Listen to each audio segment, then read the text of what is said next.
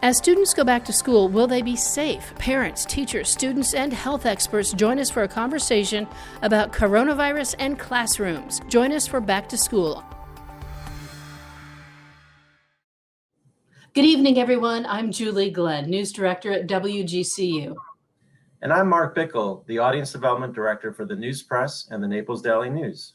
Today was supposed to be the first day of school for students in much of the state, but after a mid and late summer spike in coronavirus cases, which still persists, school has been pushed back to accommodate and prepare for the numerous methods of educating that are now on offer. Each school district has its own options. All are searchable online. I could tell you them all here, but that would take the whole hour. Last Wednesday marked the 11th consecutive day Florida reported fewer than 10,000 new cases in a single day. It may sound like an accomplishment, and while it is certainly better than increasing numbers, let's remember that back when schools originally closed on March 17th, 4 months ago, the whole state had 166 cases. Now, you may notice that Mark and I are not in the studio this time around. Because of the spike we're seeing, we thought it would be best to attempt this whole show virtually. Little fist bump, Julie? Long distance fist bump. We wanted to keep ourselves safe and all of our staff that works to make a live studio show happen. We want to keep everybody safe, do everything from far away. As Julie mentioned, while today was supposed to be the first day of class for many school districts, almost none have stuck with that plan. In Hendry County, according to the school district's Facebook page, all students will begin online-only classes on the 24th of August. Sarasota and Manatee counties moved their first day for students to the 17th. Lee, Collier, and Charlotte counties moved the first day of school back to August 31st. Most Florida school districts will reopen, with some students learning from home and others learning in person. However, what happens when the coronavirus spreads through a school? Most reopening plans don't address that or do so only vaguely. When a student tests positive for COVID-19, State Department of Health plans call for each school district to oversee contact tracing with guidance from the Florida Department of Health. The student's classmates may have to quarantine at home, but the plans are unclear on what constitutes an outbreak. That's left to the Health Department, which released a statement saying that a single case could be considered an outbreak, but didn't say how many cases might close a school. Meanwhile, teachers' unions across the state are still pushing for schools to start online. Despite the governor's urging that schools open in person, the state has approved plans by Broward and Miami-Dade school districts to start the new school year using distance learning only. In this hour, we're talking with the students themselves about their fears or concerns about going back to school or learning on a computer screen. We're also talking with a panel of moms about the tough decisions that they've had to make regarding their kids' schooling. We also talk with medical and psychological doctors about how coronavirus affects kids physically and how the world's reaction to this pandemic is affecting them mentally. First, Mark talks with a group of students of varying ages about how they feel about going back to school virtually or in person. We are lucky to have some amazing students with us for this portion of our town hall. I'm going to do a roll call and introduce the students that we have today on our panel. First, Will Constantine, senior from Cypress Lake High School. Hi, Will. How you doing? David Mora, who's a senior at Estero High School. Hey. Katie Johnson, she's a freshman at Fort Myers High School. Hi, Katie. Hi. And Olivia Trader, an 8th grader from Canterbury School. Hi. And finally, we have our freshman, Andres Palacio from FGCU. Hi. Well, we have a really good range of students here, and I appreciate you guys joining us to talk about this important topic. We have seniors, we have freshmen, we have an 8th grader, we even have somebody going into college for the first time. So this is going to be a great discussion. I have a question that I'm going to throw at all of you, and it's a quick test. I know you guys are used to tests. This is all about going back to school. So this is a vocabulary test. You get one word and one word only. Describe to me and the audience what this pandemic experience has been like for you since schools closed in March, and you cannot use a word that's been already used. So this is a random by choice. So I'm going to go with Olivia first. I'd say stressful. Andres. Boring. David. Vexing. Will. Crazy. And finally, Katie. Frustrating. Wow, you guys all passed with flying colors. I'll give you an A for that test. Good job. David, I'm going to ask you about the reopening plans and how do you feel about them right now, sitting here today? I know things change a lot, but how do you feel about the reopening plans for Lee County schools? So I feel that reopening later than the intended date, which was August 10th, and now it's August 31st, I think in the long run it's just going to harm students since there's going to be less time to study and learn material that should have been in those 2 weeks, especially for tests at the end of the year like IB or Cambridge that we have at the schools. And do you, going back, and I know you're going back, Will's going back, Katie's going back, Olivia hasn't decided, and Andres is going to be going to FGCU, but will you feel safe going back to school, David? I think I would feel safe enough because wearing masks and social distancing is a good measure, and my family's all healthy, and so if we happen to get it, we shouldn't have an issue with that, considering the statistics that is less than 1% chance of actually having serious issues. Will, I know you are a football player at Cypress Lake. Going back to school, and I know you've already had practices for football, there's got to be a trust factor here as far as, do you trust your fellow students to stick with the proper protocols going back to school this year? I trust my fellow students and classmates a lot. With the guidelines Lee County put in, I feel confident in that as well, and so that kind of just helps my trust around my classmates too and peers. Katie, I'm curious because a lot of young people kind of don't think the virus is going to get them. What do you think? Are you worried about the virus? Do you think kids your age are susceptible? Students going back are susceptible or not? Can get sick, but I think we're at risk as much as older people aren't as healthy as us. So, and we have a 0.001. So do you feel safe going back to school? Yeah, I do feel safe. We'll be social distancing and washing our hands, so we should be safe. Olivia, what about other family members? That seems to be a big topic of discussion. You know, students going back into the classrooms, then they're going to come home.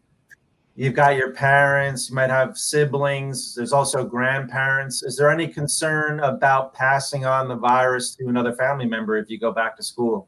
Yeah, that's one of the things I've been taking into consideration because honestly, it's really scary because both my parents are not at their best health. My dad has heart conditions and my mom has a brain tumor, and it's just really scary to know that I could possibly bring that home to them. Wow, sorry to hear that, but that's important, yeah, to be really paying attention more than ever now to what you could be bringing home. Andres, I have a question for you about going back to college. I mean, you're going to be a first-year student at FGCU. What are your thoughts about going to college and the pandemic? I would say that it's definitely a little different than most other people's first year in college experience, having like the majority of my classes online and everything. But I do feel a lot safer in FGCU's decision to try and limit the amount of contact we have with other students and faculty and maintain social distancing guidelines. Although it is going to be a little bit strange having some classes online and other social interactions via Zoom, I think that it's probably the best decision. Have you been getting good communication from the college regarding the protocols and what to expect? Yeah, I was actually sent a like a whole, I guess it was sort of a presentation for their plan heading into this school year, or this semester rather, of the steps they're going to take to prevent COVID-19 from spreading within the university. I know I'm on I think it's sent to all students a coronavirus update, just an update on everything that the school is doing. We get it weekly on Fridays. So yeah, I would say FGCU has done a great job of staying in contact with all of the students and making sure we're up to date with what's going to be happening. That's good news. All right, guys, we have about 2 minutes, so I'm going to do another one of those sort of one question for all of you to close this out. I'll start with Will. Will, what do you wish people knew about your perspective as a local student in this moment in history? I wish people would know how different my schedule has to be, and searching for colleges just got a whole lot harder just because of social distancing and not having a lot of SAT prep available, and then not being able to take some time. Okay. How about David? You answer the same question about put yourself, in this moment. What do you wish people would know about your perspective? So right now I'm going to start applying to colleges really soon, and I'm stressing over the SAT, ACT, Cambridge classes, which are the advanced classes, AP classes, all that sort of extracurriculars, because I also do bowling and tennis, that I could get ahead, but with all this happening, it's just gonna prevent me from being able to get to that next level that could appeal to colleges that I would want to go to. Katie? I wish people knew that it's going to be hard for me to probably take the EOC in a mask because I have to do geometry. So. That's a good one. And Andres, what about you? I guess I wish I wish people knew that, especially for a first year in college student, it's going to be a little bit different, at least I'm assuming, to kind of assimilate to college life, university workload, and the academic rigor that comes with it through a screen, rather than actually sitting in a lecture hall or a classroom and, having, seeing your professor face to face rather than through a screen or via tile on Zoom. I think it'll be, I'd want people to know that that's a lot harder to assimilate, or I'm assuming it will be. Great answer. I appreciate that. And finally, Olivia, you get the last word. What are your thoughts on perspective? Honestly, I'd say that for me, in my situation, it's really tough for me to make a decision because I am actually transferring from my old middle school to Canterbury. And I'm honestly just so torn because there's this amazing opportunity, but it's just, I just want to be safe. Well, that's a great way to end it. You just want to be safe. You guys, I want you all to be safe, and I thank you for joining us today.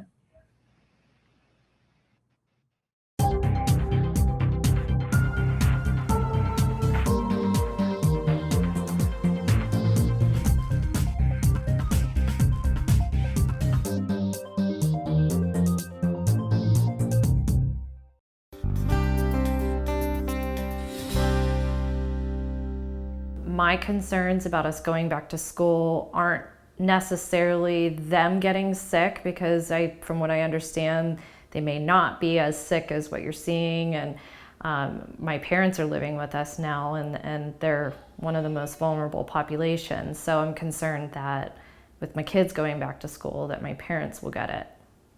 I think all the unanswered questions is my main concern.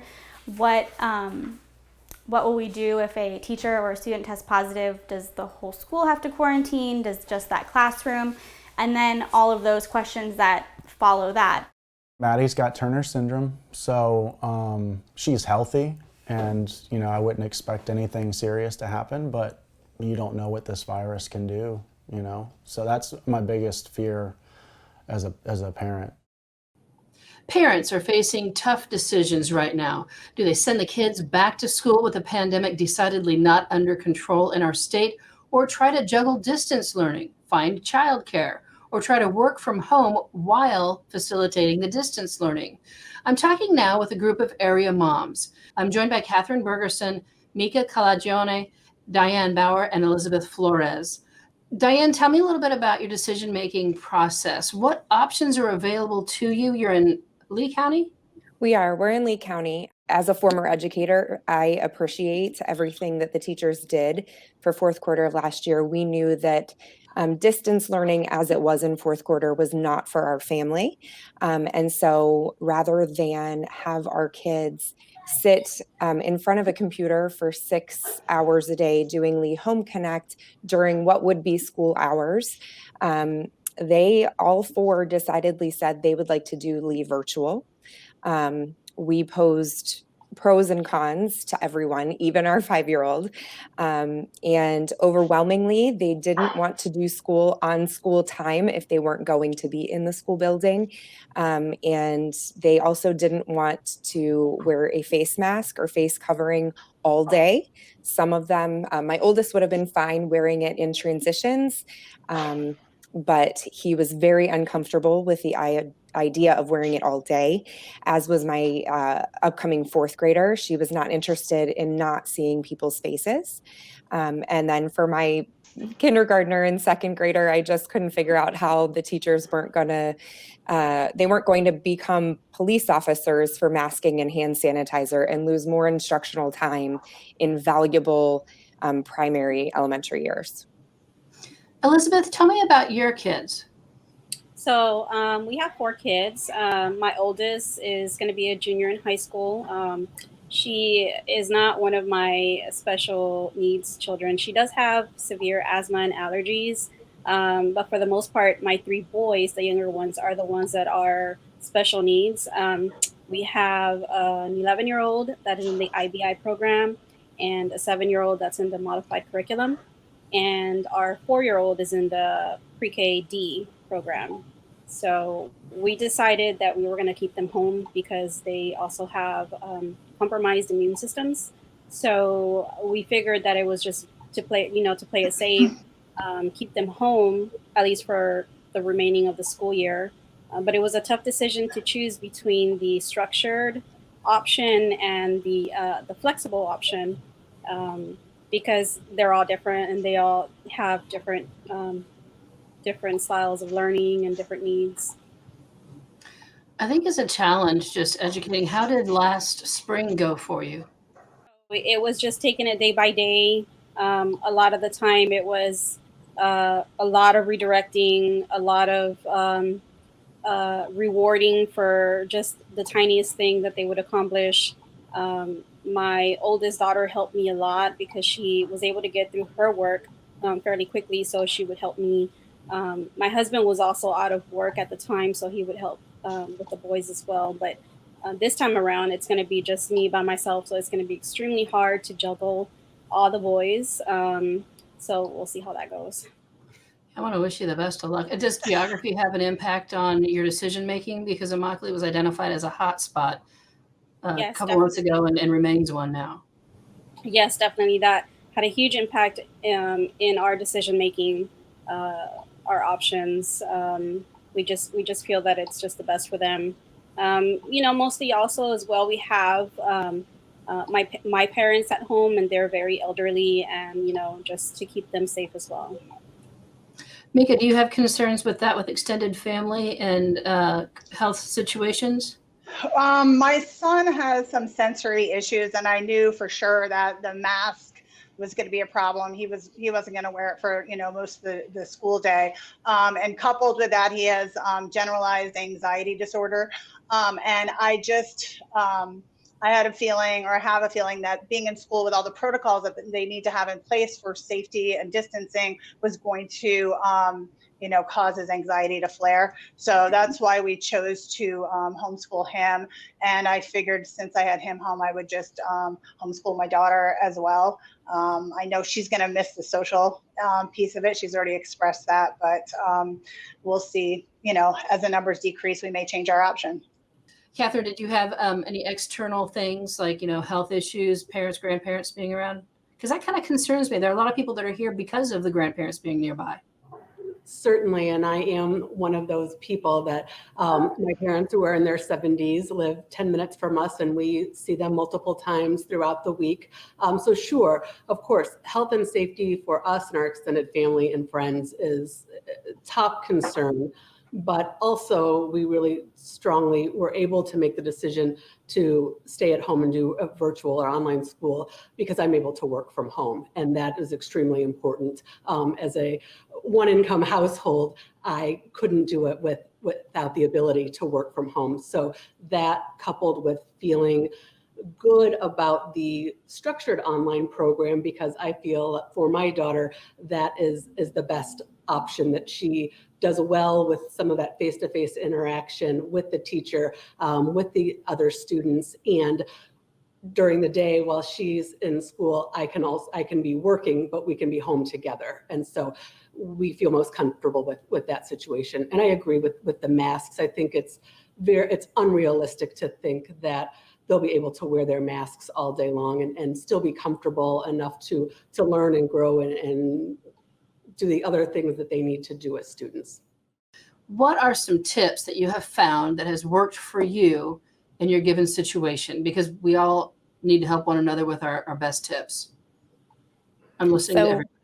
I would say give yourself some grace, right? There is no wrong decision this year. You can always change your choice realistically. I know in Lee County, they want you to stick with Lee Virtual for one semester.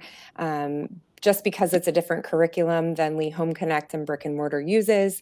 And so just remember, give yourself some grace. This is not necessarily a permanent situation unless you find that you absolutely love virtual school or love homeschooling your children. And who knows, at the end of this, I might love homeschooling my competitive gymnasts.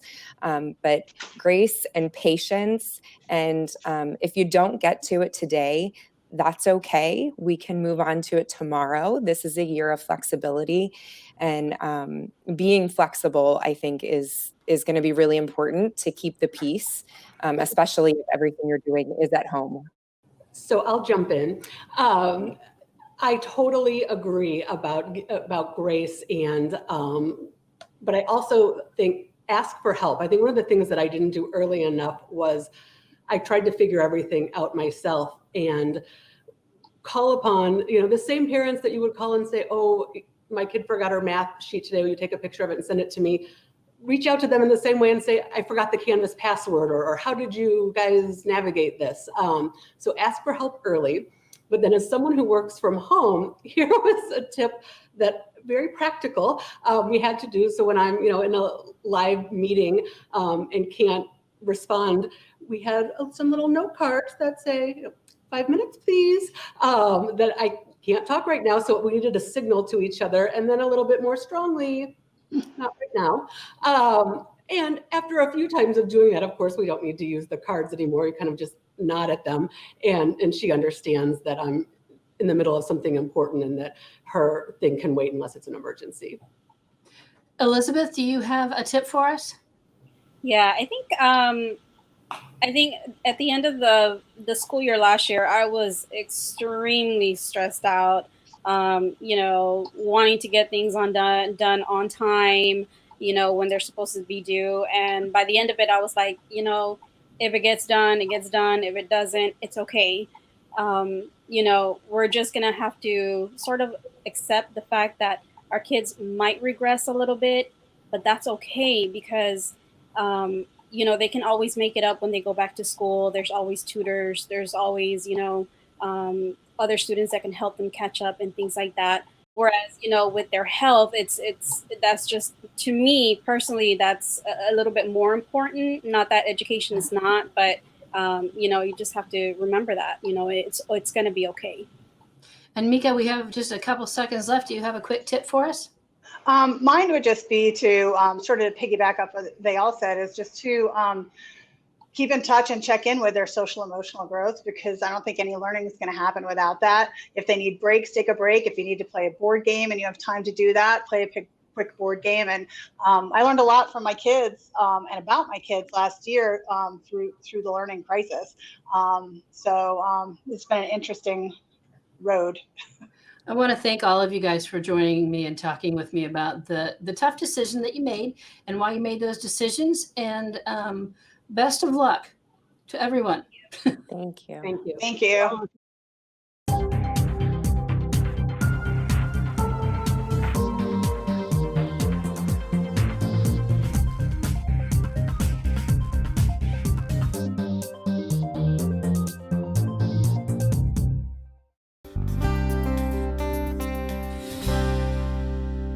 As a teacher, I think my biggest concerns are the unanswered questions that we have so far. What is the safety of the students and staff going to be like when we return? I understand that we're going to have to go back to school at some point, but you got a lot of students that have medical issues. How are they going to be protected because they don't have the luxury of being at home for homeschooling? And for teachers, we have a large population of teachers that are near retirement, so they fall into that high-risk category. I'm part-time ESE, and a lot of them have medical issues to deal with. And I know that a lot of them can't be at home or have the support at home to be able to stay there. So it's a big question mark for me. You know, I want to make sure that we're all safe, especially my kids that are going to be going back to school, but the students that I teach need to be supported and feel safe while they're there. After the announcement that schools in Florida are required to open for in-person instruction for K through 12, teachers' unions filed suit. Now, the United Faculty of Florida has a list of questions regarding state universities for Governor Ron DeSantis, given the surge in positive cases among young people and the increasing number of people dying in the state from coronavirus. I'm joined by Dr. Karen Morian. She's the president of United Faculty of Florida, and also Dr. Jafar Ali Hamid. He is the first vice president of the United Faculty of Florida. Thank you both for joining me. Thank you for having us, Julie. So I'm going to start with you, Dr. Morian. If you wouldn't mind giving me a bit of a history lesson all the way back to March. What happened with state universities and what has happened since the initial shutting down of universities? Well, back in the spring, in the middle of our spring semester, when the danger of COVID-19 became apparent, directives were issued to both the state university system and the Florida college system to go to remote learning mid-March. And so in the middle of the semester, we did a huge lift, which is transport all of our courses from face-to-face to remote learning. We hadn't planned for it. It wasn't built into our syllabi that way, but we did what we could do. But I will tell you that we also had a lot of students who were not able to make that shift with us. And so one of the things that we want to do is to allow everyone to plan without having to have a mid-semester shift again.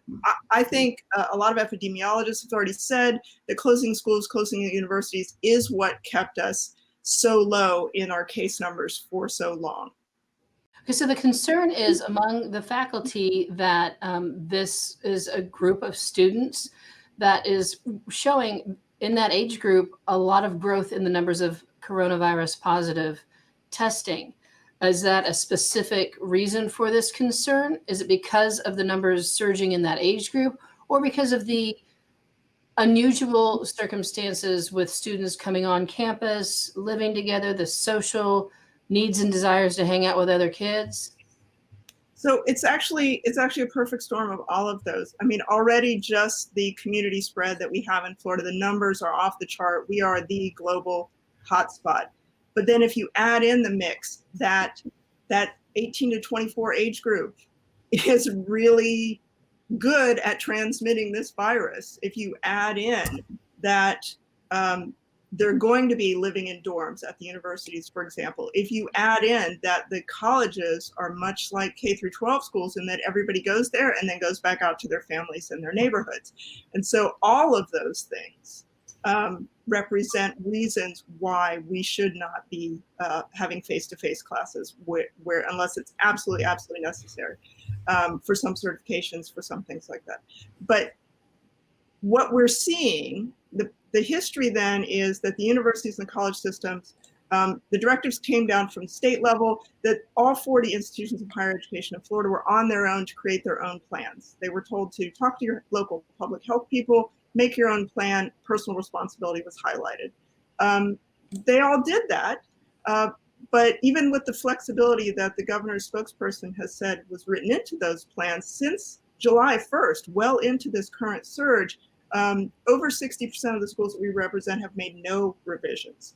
And so while everybody was individualized, there are a lot of shortcomings, testing and tracing, what to do when people get sick and quarantining, and what happens with the other students who have the same professor who now has to quarantine. How are you going to support them in their academic success?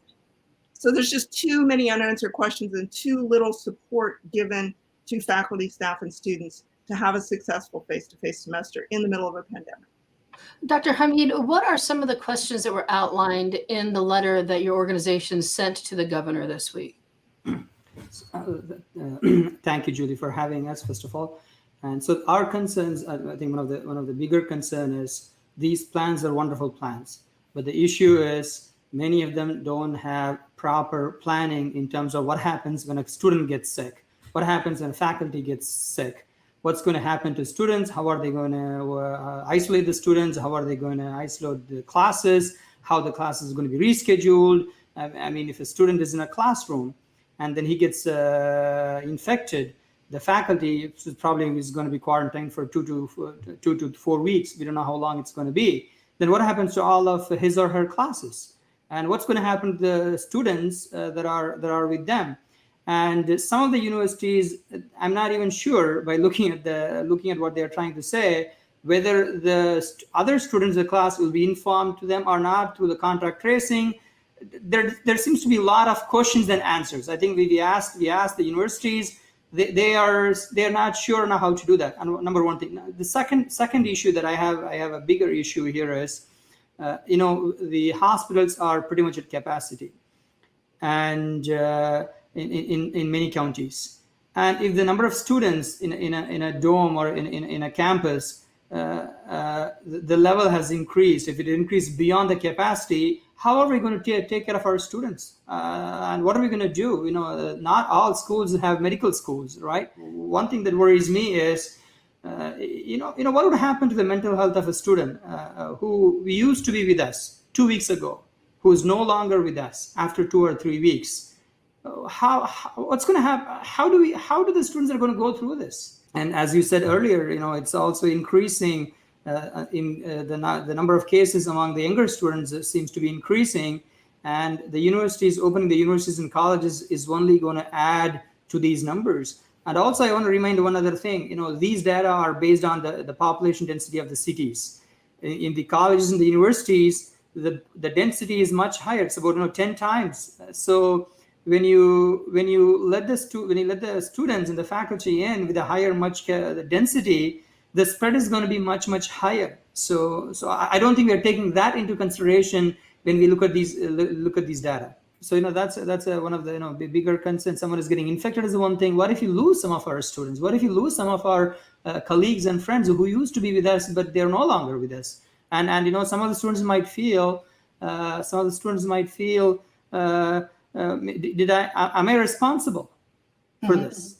Yeah, they feel like they did something wrong, Right. just because they happened to breathe in a store after someone else had breathed in that same area or sneezed. It's a weird feeling of guilt and a feeling of, ooh, I got the virus. And also, I'll add one other thing. In a university, you have 10 to 20 classrooms in a building, right? Usually the hallways are about 6 to 8 feet, long. And after the class, hundreds of students are going to pass through that same hallways in 5 to 10 minutes, right, between classes, right? We're talking about 10 to 15 minutes classes. So hundreds of students are going to pass through the same thing. And all it takes is a couple of hot sneezes, right, in that very dense environment. And that should, that's going to create that'll get dozens of people. Yeah. Can I ask you real quick before we run out of time, have you had any response to the letter that you sent?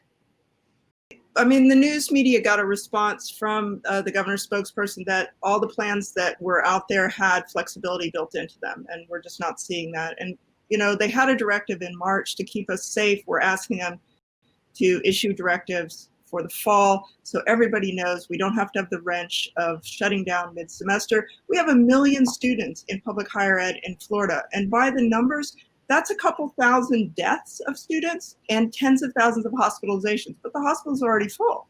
So those numbers can only go up if we become super spreader sites. And our communities rely on us. We know how important we are to the families and our communities in Florida. We know how important we are to the local economies.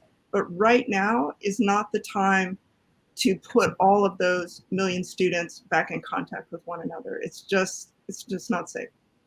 Well, I want to thank you both, Dr. Karen Morian, the president of the United Faculty of Florida, and also Dr. Jafar Ali Hamid, the first vice president of the United Faculty of Florida. Thank you both for talking with me today.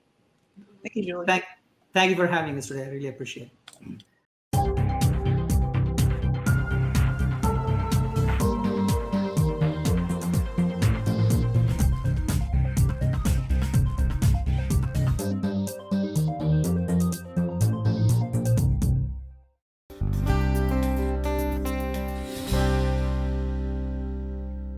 Well, I don't really want to go back into a classroom, even though I do want to see my friends and the teachers. I don't think I could learn in that environment where I'm worried about getting my parents sick and then they get like other people sick. I personally am not worried, but I am worried that I could possibly bring back something to my house where someone would end up getting sick. I'm excited to be able to go back to learning and all that stuff, but you know, and right now it's a little nervous to go back because I have people that I love and I cherish that if they get this, they could die. And me going back to school puts their life at risk, and I can't do that, so. I'm very happy to be joined by Dr. Dana Crater, a pediatrician with Physicians Primary Care of Southwest Florida. There are so many things swirling around regarding the health and safety of our students, teachers, and others who work inside our schools. We have asked Dr. Crater to help us sort through some of that. Welcome, Dr. Crater. Thank you. My first question, some kids will be returning to the classroom soon. We think and we hope. For those who are going back to school, what should parents be looking for or doing when screening their children? And what are the most common COVID-19 symptoms? That's a great question. Fortunately, most children do not become very ill with COVID-19, so that's a very good thing. But the symptoms that parents and teachers need to be on the lookout for are really any symptom that shows that a child is not feeling well. The most common ones with COVID so far, what we've seen from studies and observations, are cough, headache, achiness, just sort of general muscle achiness, fever, sometimes diarrhea. In older children, they could also have some nausea or vomiting or loss of taste and smell. Little less commonly runny nose or sore throat, but that we also have seen that. So it's kind of all over the map. You can't count on any one thing. You just have to look for any symptom at all that your child or a child in your classroom is not feeling well, and take it very seriously at the very first sign of that and keep them home, or if they're in school, send them home. Are there similarities with the underlying risks? Like, I know there's been a lot said about older people and underlying risk factors. What about children? Yes, again, fortunately, with children, the rate of hospitalization from COVID is very, very low. In fact, under the age of 14, hospitalizations of children for COVID only account for 1% of total hospitalizations. And it only goes up to 3 or 4% if you include age up to 22 or 24 and under. But if they do have an underlying condition, that is what puts a child at higher risk of needing to be hospitalized with COVID-19. And those conditions would be, actually, obesity is a big one. Any complex chronic medical issue that the child sees multiple specialists for. Those are children who are going to have to be, or families will have to be extremely careful. Severe asthma, congenital heart disease, severe autoimmune disease, diabetes, those are similar to the adult underlying conditions. But if your child has one of those illnesses or conditions, you should speak to your pediatrician, your specialist on exactly what you should be doing for that child. Thank you for that answer. That was important for our audience to hear. Two of our school districts in this region, Lee County and Collier County, say they won't be doing temperature checks when students arrive before school. In your opinion, is it even logistically possible to do temperature checks? And can it just as easily be done at home, and how? That's a great question, and I'm sure there's a lot of talk about that. The CDC has a lot of guidelines out there for schools to use, and in reading them, one of the choices they give schools is at-home screenings rather than universal temperature and symptom screenings at school. I personally like this option because I feel that for teachers and staff to have to screen thousands, in some cases, of children every single day before coming into school would not only be cumbersome and take away from instructional time, but also would put the teachers and the staff at a higher risk. It would be quite difficult and cumbersome. So I feel it might put them more at risk by having to do that. So personally, I feel our teachers are being heroes for our kids and heroes for our families. And I think this is one particular instance where we parents, I'm a parent too, we can be heroes for our teachers. Every morning, just keep a thermometer out on the counter. When your child gets up, you take their temperature. Every single morning, just get in the habit of it. It will make such a difference. And how much easier is that to be done at home to keep our teachers, administrators, and staff safe than it would be for the teachers to bear that responsibility at school. That's my own opinion. No, I appreciate that. And I really appreciate the fact that you said it doesn't take a lot of time. I mean, I think people are maybe caught up with, it's just something I don't have time for, but when you really narrow it down, it's not going to take a lot of time to do that. Yeah, it's just getting in the habit of it. So I want you to look at our parents in the eye, look at me. I'm a parent of just like you. And I want you to kind of give us something positive to walk away from this interview with in terms of, reassurance in your mind, one positive nugget that we can hang on to about safety for the children and the children mostly right now and the teachers. What would that be? I would say my advice would be that you are, as a parent or as a teacher, you are in control of so much more than you realize that you are. I like a little mnemonic that one of the Golisano doctors came up with, the 3 W's: wear a mask, wash hands, and watch your distance. Wear a mask, wash hands, and watch your distance. If you can control this in your classroom setting as much as you can, and at home with your children, as far as limiting their outside contacts, if they need to be with a friend for their own mental health outside from a safe social distance, these measures make such a difference in decreasing the spread. I feel so comforted that our schools are doing a great job planning for this, and our teachers and our parents hopefully will stick to these 3 W's so that we can keep the spread low and keep flattening the curve and flatten it even more by doing these 3 simple things. I just think you as a parent and you as a teacher are in way more control than you realize. And you could take a deep breath. We're in all of this together. Call your pediatrician, call your doctors when you need advice, when you need help, if something's not going right. We are all in this together, but you are in control of a lot of this. Great way to end our conversation. I appreciate your knowledge and your time today, Dr. Crater. Oh, you're welcome. Thank you so much for asking me to be on.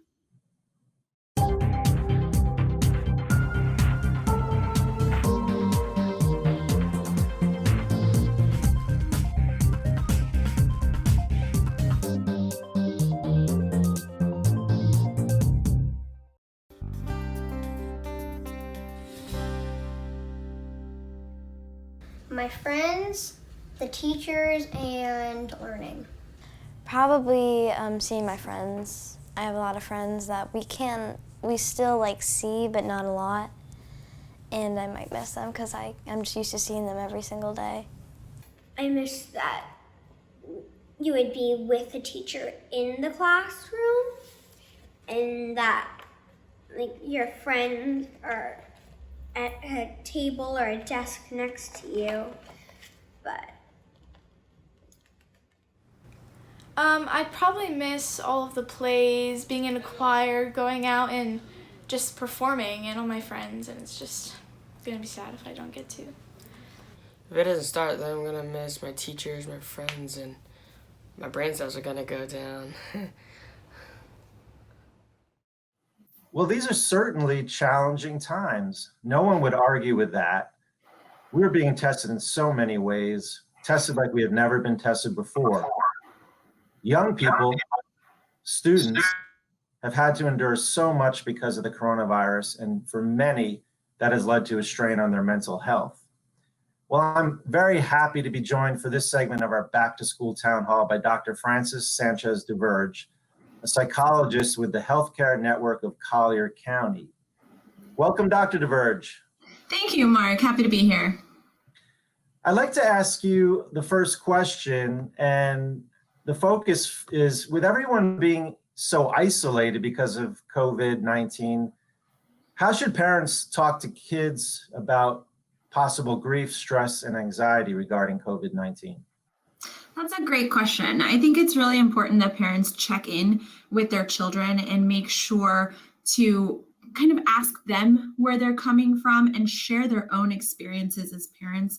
We're not used to talking to our children about their feelings, unfortunately, and this has given us a unique opportunity about that. And the best question to ask is a simple, how are you doing today? How is this affecting you? Open-ended. How are you doing today? I like that. For the audience, and in particular parents, I mean, what should they be looking for? What are the signs of stress and behavioral changes that they should look for? Yeah, so definitely social isolation. So if they're starting to kind of get in their room and not leave their room most of the time, which can be tricky with teens because that's already a behavioral characteristic that they have, but also increase in food intake or decrease in food intake. Difficulty sleeping or oversleeping is another one, as well as just general sense of loneliness. Parents know their children, so they're often aware that something is going wrong, and it's important for us not to be afraid to approach our children with these questions. So this all started back in March, at least in the United States. So between March and now, what particularly as far as disorders are you seeing the most with children and teens that could be related to the pandemic? So at first I had concerns that I would see a lot of anxiety coming up, fear. But what I'm actually seeing is more depression and adjustment reactions, a lot of loneliness, which is confounding because we originally thought, well, there's going to be a shift to digital communication and our children and our teens are very used to digital communication. Well, that's not necessarily the case. I'm getting a lot of patients complaining about feeling lonely and not being able to be in a room with their teachers and being able to ask in-person advice. So I think, along with the exacerbation of existing concerns like ADHD, behavior problems, being cooped up, and certainly some anxiety, but mostly a lot of depression and loneliness. I think it's a good segue into sort of some research I did before we were going to do this talk today. But I've heard that staying active is an important aspect to this, and also staying socially connected is important. So what are some ways that can happen right now? Great question. So I've been getting that a lot from parents, and this has given us a unique opportunity to connect with our children. So we want to make sure that they're being physically active. This is a great time to take your kid out for a walk, take your kid out on a bike ride, and go out together and be able to connect and have some conversations during that time. There's also, if a lot of parents are fearful of even going outside. So in that case, there's a lot of digital access to online live workouts through YouTube. They could try FaceTiming with their friends while they exercise, kind of joining in that way. We had talked a little bit before today, and you had mentioned something about the New York City Ballet. What is that? It was actually the American Ballet Company, my mistake. Okay. They're recording their dancers and they're doing live productions of their dancers on YouTube. So it's a great way for parents to bond with their children if that's something that interests them. The ballet, the opera, that's something close to my heart. And unfortunately, not being able to see these things in, the spectacle of the stage, we don't have to lose it altogether.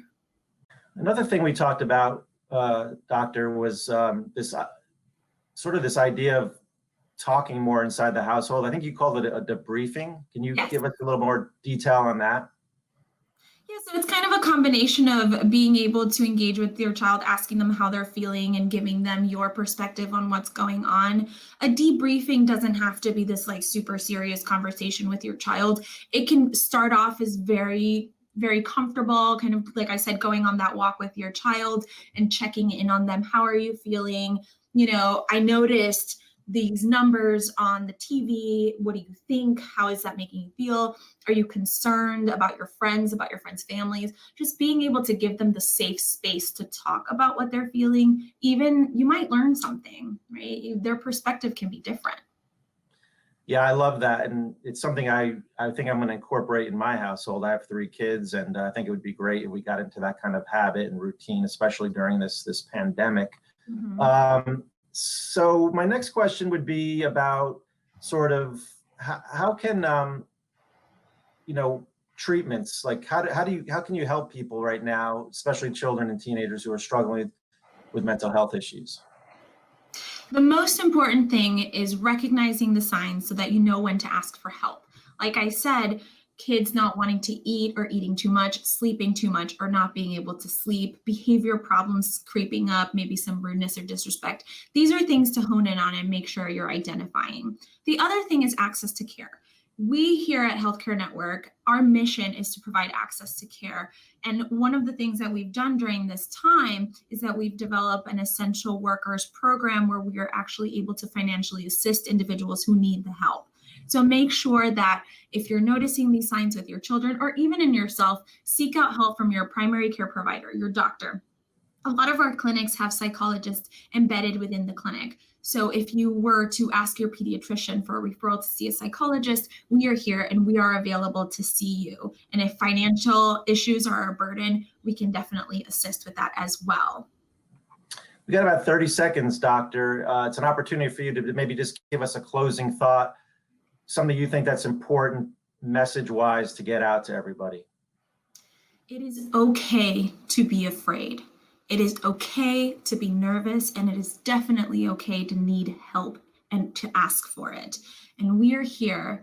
And I think that a lot of people have this tendency to minimize, and parents in particular, to minimize their own concerns because they feel like they're so overwhelmed with all this stuff and all the information that's going on.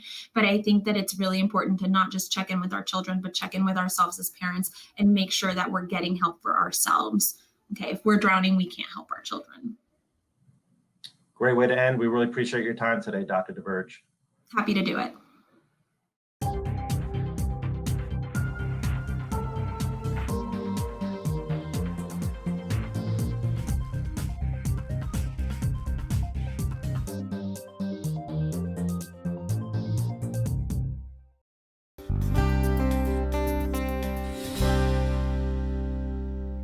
It was not my favorite, but from what they said they're going to do this year, they are going to change it to make it more face-to-face with the teacher. Well, not literally, but on the computer most of the day. I liked being in the classroom more than I liked virtual learning because in the classroom my teacher gave us more instructions than on the virtual. I didn't really like it because it was just very hard and it was just weird not seeing the teachers in person. I did pretty good. I got good grades and my mom was helping me and my sister did really well. Well, it sounds like the kids like being in person, but then of course some older ones do better with distance learning. And I must be a third grader inside because I really prefer being in person. I like being in the office, being able to have meetings, being able to look face to face with my coworkers rather than being on Zoom meetings at a computer at home. What do you think, Mark? No, I agree. Face to face, whether it's in the office or at home, is critical. And I think that's where our psychologist, Dr. Frances Duverge, really struck me with her suggestion of having daily debriefings in the household with your family to talk about the coronavirus and what might be on your mind. That's a great idea. Of course, we'd like to hear from you in the audience. Check out our Facebook pages at WGCU Public Media, the News Press, or Naples Daily News to share your thoughts in the comments. And don't forget, be sure to join us tomorrow night on Facebook Live for the virtual town hall portion of this discussion. It's getting a little late tonight, so we'll have Q&A tomorrow night with many of the people you saw tonight and some extra guests, including Kevin Daly, president of the Teachers Association of Lee County. We'll learn from Kevin where the union's lawsuit stands as we're on the precipice of returning to school. That will be tomorrow night at 7 on Facebook Live. You can find that live event on the News Press, Naples Daily News, or WGCU Public Media Facebook pages. This is our third collaborative program and virtual town hall on how the coronavirus pandemic has hit our community. To see any of the prior episodes, you can check any of our websites and keep an eye out for more town hall discussions this fall. In the meantime, we'll see you tomorrow night virtually for the Back to School Town Hall. Good night.